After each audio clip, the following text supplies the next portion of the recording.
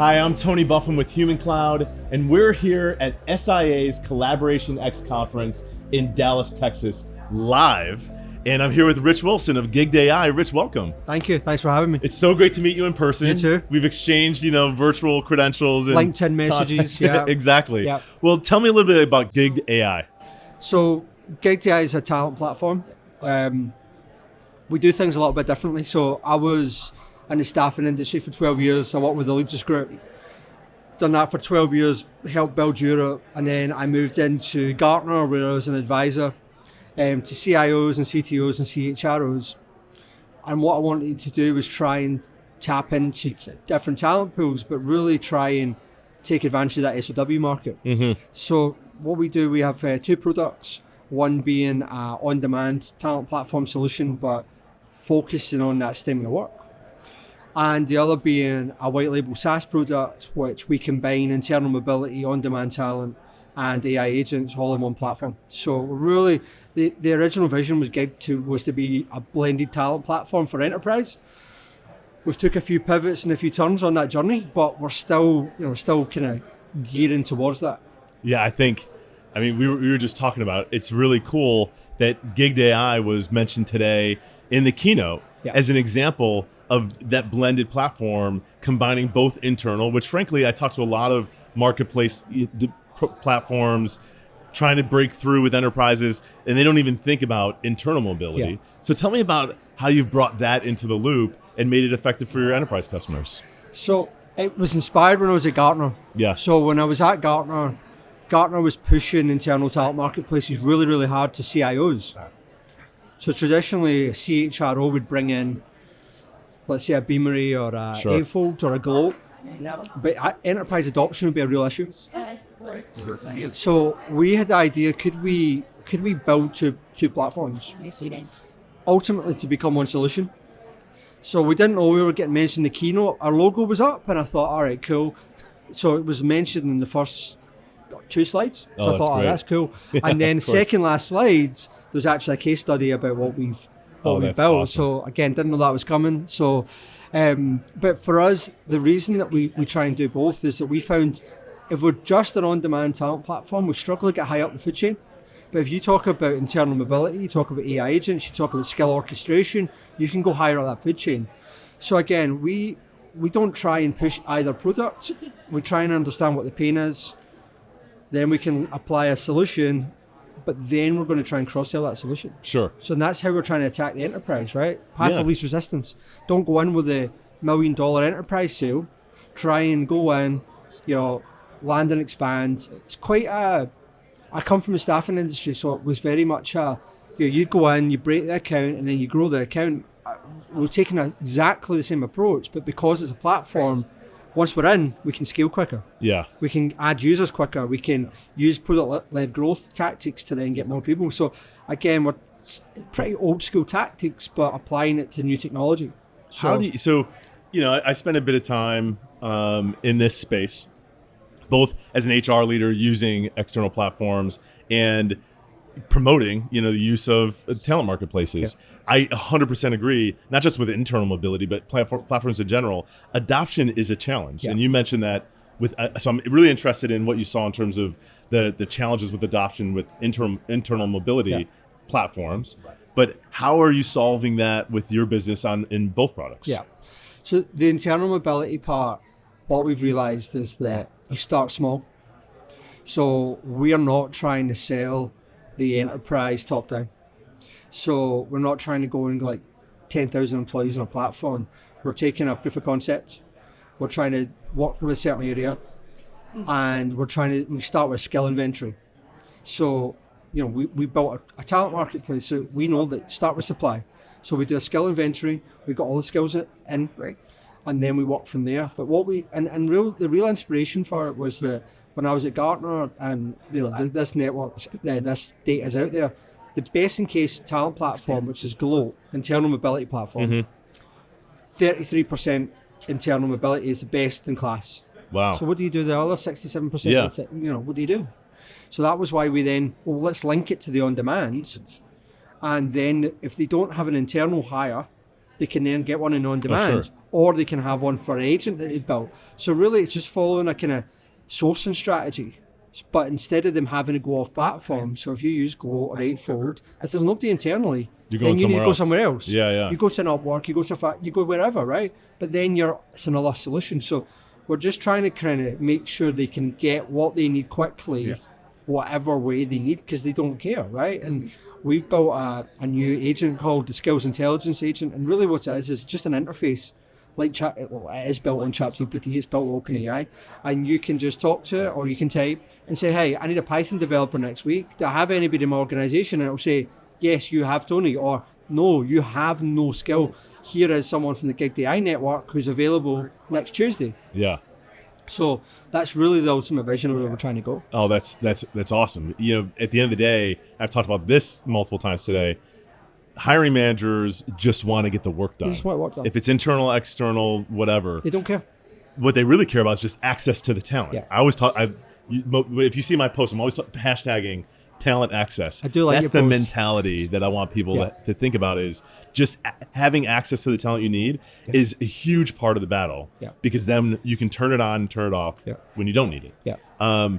For you, in getting into these organizations, do you feel like there's a lot of change management needed to get them to think about sourcing those skills versus sourcing roles?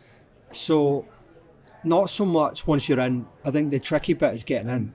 So I think we've done a good job with this. We spent a lot of money on lawyers, and we've been able to find a contract that we can engage directly with that organization. So far we don't work with MSPs, we don't work with VMSs, we directly engage with organization. We might change that at some point, but right now we don't. It's literally direct. So we've got the engagement via master services agreement. That'll have an addendum for the software. Mm-hmm. So to your point, then we've got the agreement. They don't care how they get the talent. They just need work done. So I've spent a lot of time working on, like, even the EUR compliance part, making sure that the barriers to entry, because it's like hiring a contingent worker or even internal mobility, it's not easy. So try and take away as much of the red tape as you can. Of course. And make the barriers to entry and make it easy for that hiring manager to buy. So we'll get the master services agreement in, and then we'll start selling.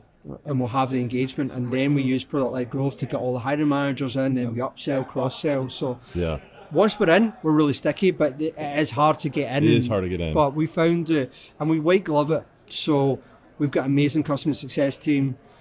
They'll do the first few gigs. They'll show you how it works. They'll kind of do it for you. And then we tried just to self-serve, just say, here you go, on board. It didn't work.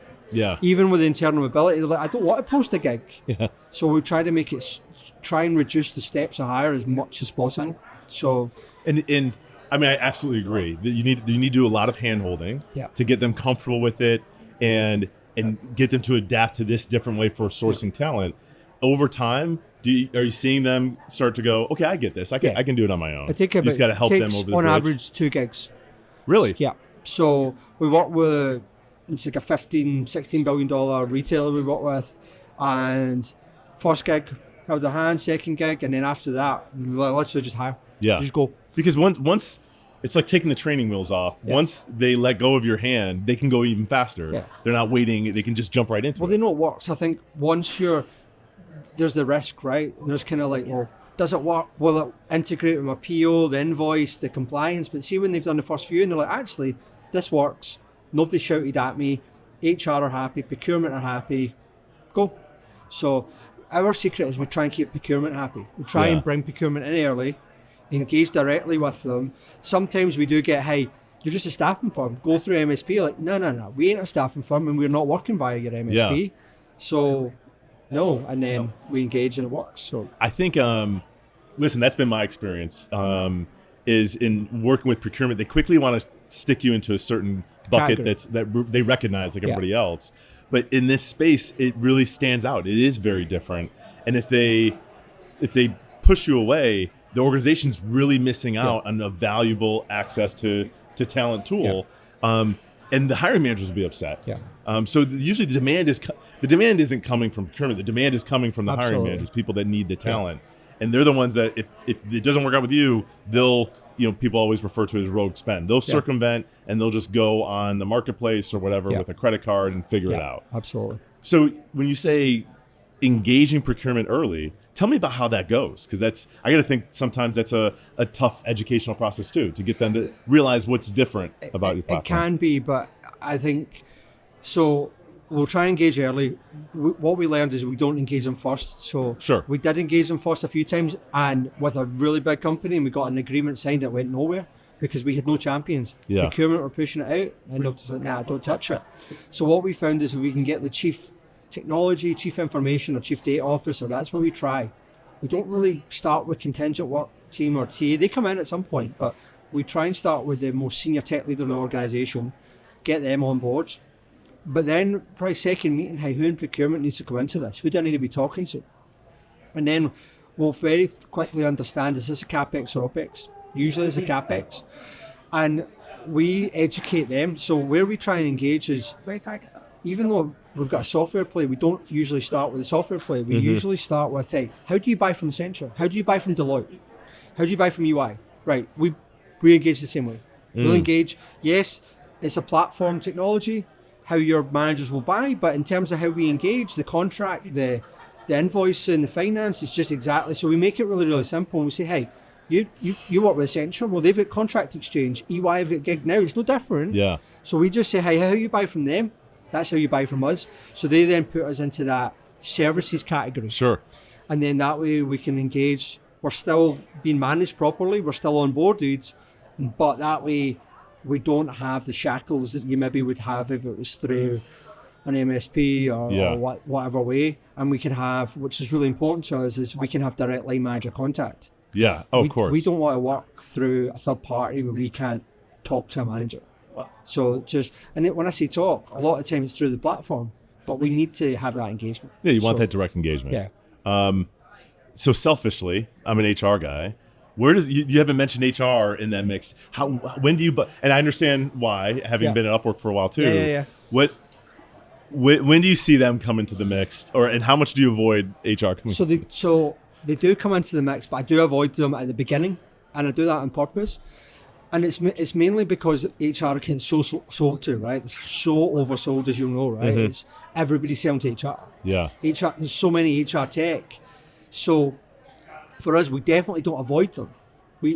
Some of our best, our best champions are HR. But what we will do is they'll come in when procurement comes in. So they'll come in and they usually rubber stamp it. So usually we need to get procurement and HR to rubber stamp it. But usually the person driving the change is usually that technology or data leader or AI leader, and then we're engaging. So we're just bringing them in, but bringing them in a little bit later in the process. But I've got to be honest, because we do it that way, they tend not to block it though. We've had very few. But when you go straight leaders, there, it gets blocked because it's different. It just gets lost in the noise. Just because you've got Workday trying to sell to them, you've got ATSs, you've got everybody trying to sell to them. So we're going in, startup platform, they're like, yeah, cool, but but if the tech team are going, hey, look, we really like a solution, can we pilot it? They'll then come and talk to us, they'll do some background checks and go, actually, you know what, it's a decent solution, go try it. And then that way we're kind of in it together. So, it's really because, in my opinion, I think they're oversold to. So we're not like trying to be anti-HR by any stretch. Because as I said, some of the best, we work with Concentrix, huge organization. With them, their HR team have been our biggest supporter. They've literally pushed us out through the whole organization. But we had to start with the data team, build them on board, and then they heard who we were. They tried to get rid of us at first, and then they realised actually they're not bad guys. Let's give them a shot. And then they became our best advocates. So it's really just about, I said, bringing in different people at different times. Well, and like you said, you start with where the demand comes from anyway. And that's the person that everybody really is working to try to make sure that the hiring manager has the team that they need. But I found the same thing. I think the reason I got passionate and joined Human Cloud, and really before that Upwork, is because I want HR to be the champion, just like the folks you described, because they could introduce to the organization a solution that solves a lot of challenges that they're running into every day. And how great for HR to be the one to bring the solution rather than just react to the solution. And helps get them in that front seat. Tell me, so we'll switch gears a little bit and talk about the agentic part and the AI part. Tell me a little bit about how that's incorporated, because that's part of what was featured in the keynote today. Yeah. So the agentic, we thought long and hard about this, and we're a small organization, so we have embedded AI agents for quite a while, whether it be an assistant, whether it be custom GPTs. We're only 10 people, right? People think we are like 100 employees. We only have 10 employees, including me and Craig, right? So take a co-founder, there's 8 employees. Yeah. That's it. We use a lot of freelancers. We use a lot of partners like Human Cloud. But we're really tiny. We're probably the smallest startup here by a country mile. So we were very passionate about it, but we were doing a pilot with a big bank, and I said, how many agents do you have? And they're like, we think 1,100, 1,200. What? With who? And they said, OpenAI. We've been doing pilots. We've just been testing them all. And in production, like, are they being used? Don't know. So they then said to us, because we were doing an internal mobility pilot, so they had 300 quant developers, pretty niche, across locations. So they wanted us to match internal, because you can't hire externally quants, they're just so rare. So they wanted to match them. And then they said, hey, by the way, we've got all these agents. Could you put them on the platform? And I was like, I suppose you could. So we went through, me and my co-founder and our tech team, we went and spoke to some other customers and said, how many agents do you have? Don't know. Are you going to build more? Yes. And we've seen that ServiceNow and OpenAI and Salesforce are all building their own marketplaces. Sure. So it was really a hypothesis. It was a guess, right? So we thought, well, companies have skills. They don't know what skills they've got. So that's where the internal mobility comes from. So you're building agents. How do you know what skill that agent's got? How do you skill tag it? Like a human. Yeah. How do you have a description? So you've got the description, you've got the API, but you're also being able to see when it was built, when it was last updated. So it's an inventory. Yeah. So what we really built was, hey, we built a skills inventory for your internal team. Can we build an agent inventory? So we just powered ahead and we call it bring your own agent, which is a real thing. We didn't coin that term, but we say, hey, we're not going to be another company building agents, but you're building agents. So let us do an inventory and add your permanent employees, their skills, and in the same taxonomy, we'll add your agent. So you can match either the task to an agent, or even better, a human with an agent to do the work quicker. Yeah. So it was really just from that one customer conversation. And then we just went, it was kind of one of those that we thought, well, let's just build it and they will come, which is not normally how we build product, right? Yeah. But with this one, that's the field of dreams approach. Yeah, for this one, we thought, you know what, let's just build it as an extra feature. And you can see it in the demo. You can go in, I posted it on LinkedIn yesterday, and you can go in and just press find agent. It's exactly the same process. It'll just match you to an agent. Yeah. And it'll say, hey, OpenAI built this for your organization on October 1st. Wow. And then you can go on and just use the agent. So it was really about, I said, from that one conversation, that one investment bank saying, hey, could we do this? To then going, nobody else is doing this. It seemed like, one of those really simple ideas. Yeah. But we didn't have to build a new product. It's not a new product. It's literally just a bolt-on feature. So when we do the internal mobility platform, we say, right, do you want internal employees? Yes. Who? What departments? But now we can say, right, do you want the agent matcher feature as well? Yes, I want that. Cool. And then we build an environment built on Microsoft Azure. And then we give that environment, it's their environment. So that's how we get around all the cybersecurity issues. Because it's their environment hosted with their Microsoft credits. Because we're now a Microsoft Azure partner. So they can use credits to buy the software on their own environment. And then be matched to agents from all these different places. Oh, that's awesome. So like, we're excited about it. Whether, again, it was one of these kind of bet features, let's build it and see. But it's so great because it's like you said, those conversations start with, how many agents do you have? Are you using them? Yeah.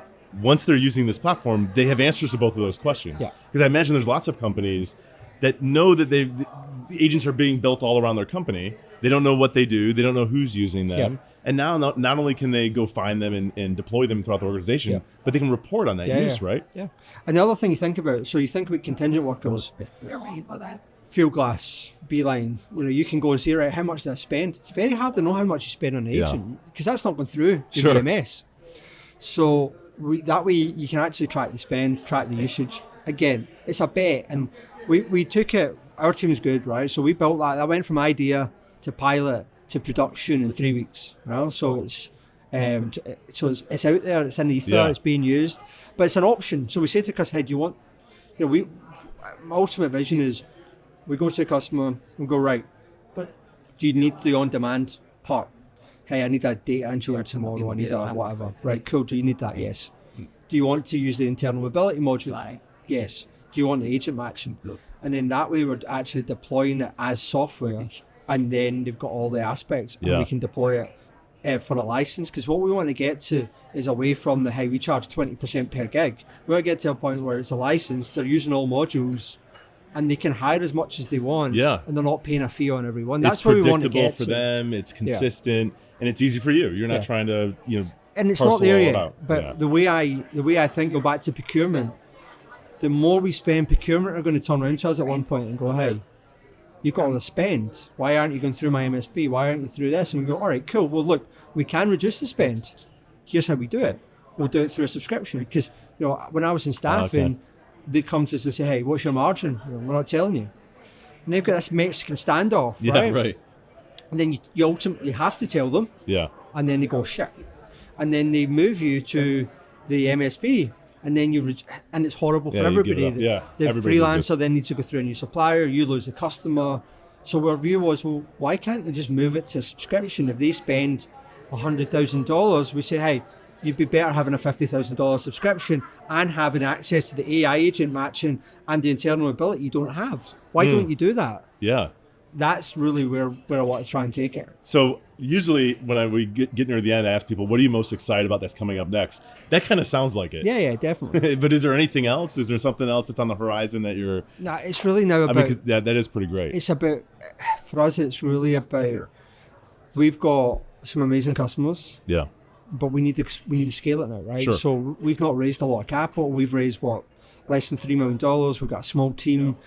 We're really punching above our weight. Yeah. And so for us now, it's the exciting part for me is like obviously being here, I'm off to Austin to meet a big customer tomorrow. We've got some amazing RFPs. So for me now, it's just about trying to land some of these whales that we're trying to land, right? So it's less about new features and less about, it's now about, hey, we've proved it with some, what I would say, smaller enterprise, like, hey, $10, $15 billion companies. Can we really go to the larger ones? So for me, it's now about trying to scale the thing. Yeah. So that's why I'm excited and scared about it in equal measure. That's good, because if you weren't scared, you probably might be a little naive. Yeah. So for anybody listening to this that wants to learn more or wants to get in touch with you, where should they go? LinkedIn. LinkedIn. So I do all of, I post a lot. You post a lot. LinkedIn. Yeah, I see a lot of them. I post a lot of blogs. I love the industry, right? I love the staffing industry. Yeah. I was a staffing geek when I was in it. I joined the industry when I was 21 years old. I love it. I've got a lot of opinions, some good, some bad. I'll always give an opinion. So LinkedIn, connect with me on LinkedIn. You can book a demo on the website, but LinkedIn's the best. All right, great. Yeah. Well, thanks a lot for joining me. I hope you. the rest of the conference goes great. Yeah, thank you. Good luck in Austin. Thank you. And it was great meeting you in person. You too. All right, thanks a lot. Thank you.